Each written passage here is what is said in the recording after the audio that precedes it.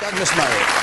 Well, it's a very difficult issue. What the Allied forces, the NATO forces, are trying to do through this technique is to pretty much replicate what happened in Iraq, that brought Iraq from the brink of civil war to the pretty much stabilized country it currently is.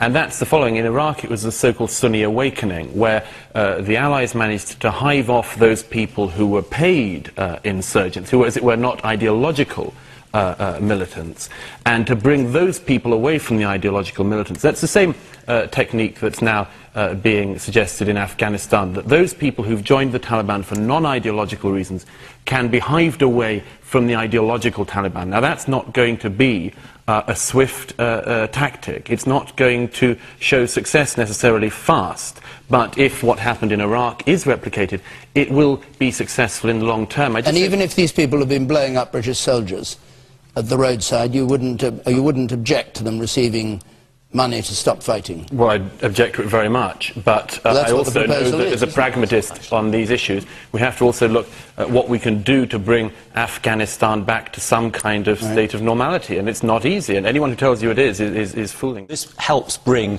a lasting peace to Afghanistan. It has to be worth doing, and it's not simply, David, as you implied, handing over a bung or a bribe to Taliban fighters. It's about investing in economic development, in land, so that they can convert to farming, in helping the economic development, as Douglas says, to get those non-ideological, non-Al-Qaeda fighters away from Al-Qaeda. And that's the only hope for Afghanistan. If we don't do anything, you know, Afghanistan was a breeding ground for terrorism. The September the 11th attacks, the July the 7th attacks in London were planned and orchestrated from that region. What you don't already have? We don't have the money to invest. It depends how much your security matters. And is it not a fact of life? There is always going to be terrorism. There is always going to be terror. Oh, you can't eradicate it. In Afghanistan, you mean? Anywhere in the world. There will always be terrorism. Give up and just allow everyone to bomb you. We don't have the resources. We cannot be the solution to the world's problems. No, but this is our problem. Hold on, Douglas. The woman with black hair there, please. What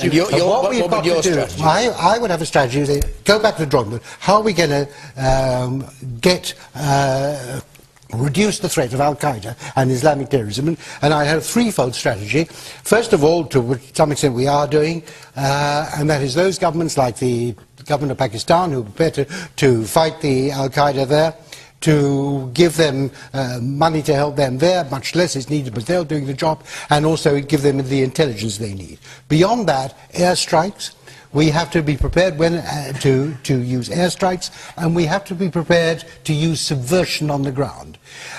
With the three-pronged policy along those lines, then I think we can make some progress in reducing, and of course doing the right things here, because a lot of the Al-Qaeda threat is a threat from this country and Europe. A lot of it comes from here, and a lot of it comes from training camps in that region. Now, people have to be honest. If you don't want our troops to be there fighting on the ground, village by village, you have to say that what you would like are, for instance, more air drone attacks, bombing from 40,000 feet. This means, among other things, you will have far, far more civilian deaths, and then we'll be blamed for that as well. I mean, at least take those deaths on your back. All right. Thing to do was to take that life support system away from the economy now. Douglas Murray.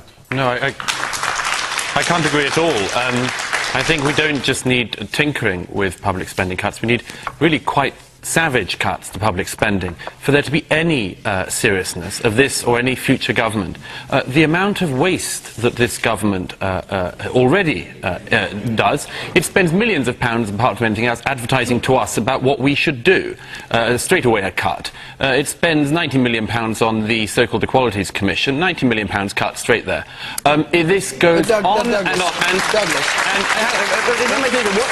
What is happening at the moment is that the politicians are simply not being honest with us. We cannot keep on spending at these levels. It's no good for David Cameron to say he'll compete with Labour on NHS spending and so on. They have to be honest at some point. As it is, what is happening is that this nation is like a drunk man who, instead of recognising at some point he's going to have to get a hangover, has just had the hair of the dog. At some point, we are going to have to go through this hangover, and spending cuts like this really are no way to... spending cuts, just ignoring them as they're doing, and to have this same competition on the centre ground from all the political parties that are saying effectively the same thing. They pretend, Labour and the Conservatives pretend that there are significant differences between them. There really are. But Ben Bradshaw says every country in the world and the UN, goodness knows, anyone you care to name, recommends this. That everybody's right. I don't care. The same thing. I mean, I don't... You don't care? I'll come back to you. Jenny Tong.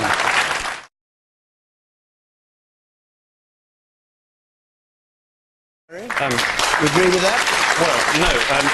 It does strike me, though, when Jenny Tong talks about how much she'd like to interrogate Tony Blair, that she exercises a different scale of values in London than she would say when she's meeting the head of Hamas in Damascus last year and praising the head of a terrorist group whose organisation carries out terrorist atrocities, which are genuine breaches of international law, every single opportunity it has. What about Fallujah in Iraq? Well, what about Fallujah, you talk about prosecuting, you talk about Tony Blair facing it. When you sit down with somebody like Khalid Mashal, you praise him. Fallujah, I did not praise him. You said, I said I've got his comments here. He was worth talking to, and he was actually quite. You said he was shrewd, plausible, and actually very likely. All right, let's get back to the question. I can show it to you. All right, no, Douglas, maybe Jenny.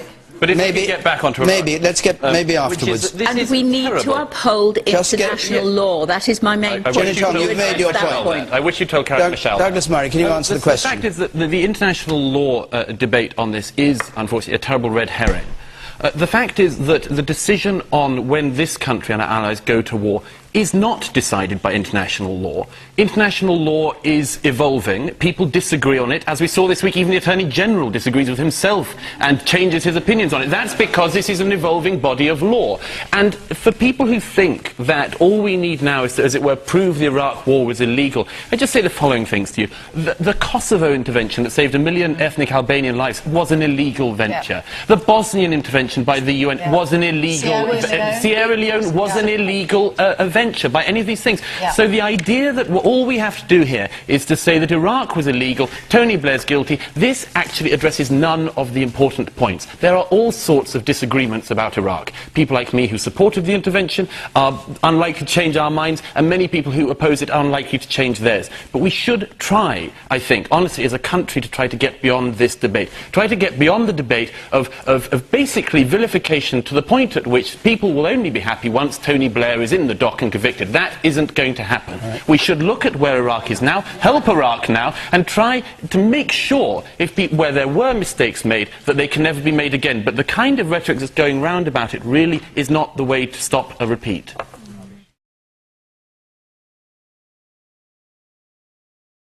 Just to get back to the question quickly, I mean, the issue of Freedom of Information Act and this, I mean, it is, I have to say, I mean, I have never worked in government, I've only ever watched with awe, really. You have to speed up a bit. But Ben Bradshaw, for him to say that FOIs sort of sort this out, actually all that happens with FOIs is that departments get rid of emails that might be incriminating before anyone can put in an FOI, or don't say anything in an email and do it around the coffee machine. There are substantial questions around this area, and I think that it is right. I'm very glad I have to say that Lord Lawson has set up his think tank, because there are very good reasons to try to put some balance back into this debate. It has got extraordinarily hysterical from the climate change lobby, and anything which goes this hysterical this fast should, I think, raise some question marks and have some kind of at least return to normal debate. It's very interesting to my mind. The climate change lobby really don't like that. Jane Moore?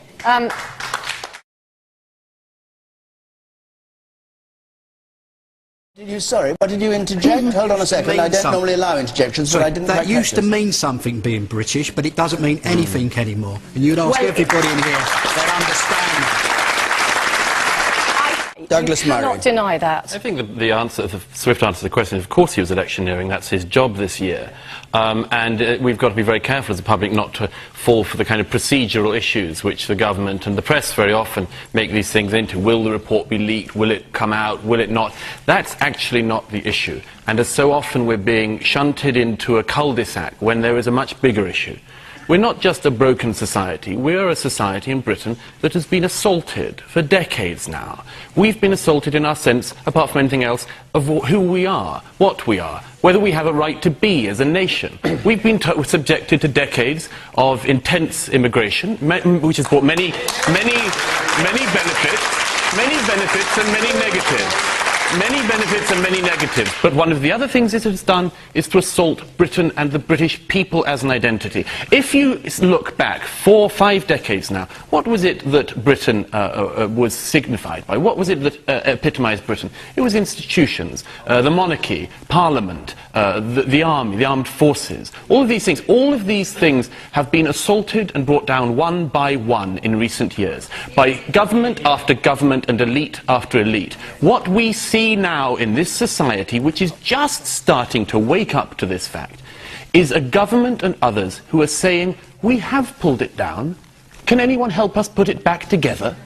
Okay. And what they will realise is what every small c, not big C conservative realises, which is that it is a lot easier to pull things down than it is to build them up. And this is going to take a long time. It isn't about one press release, it isn't even going to be about one term of a Conservative government, and it certainly isn't going to be about tinkering round the edges. We are going to need a revolutionary government to sort this out, and there are none on the horizon.